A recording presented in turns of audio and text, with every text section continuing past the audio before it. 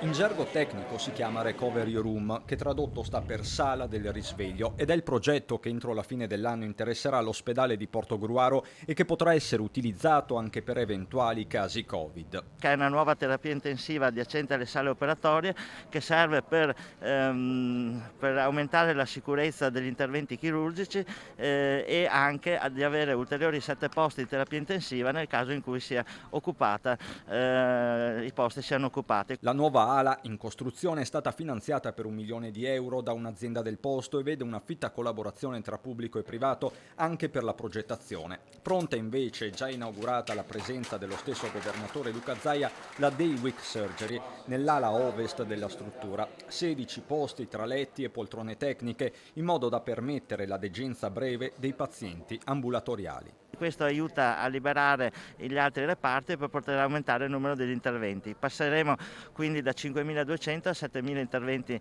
all'anno. E l'ospedale di Portogruaro si è dotato di un nuovo sistema automatizzato per la processazione dei tamponi, un investimento da 159.000 euro che garantisce analisi 24 ore su 24. Noi aumentiamo le nostre capacità diagnostiche di parecchie volte, perché prima eravamo a 100-150 test al giorno, adesso con questa macchina contiamo di arrivare a 400-450 test al giorno, il che significa rispondere per quasi la totalità delle richieste diagnostiche del nostro territorio.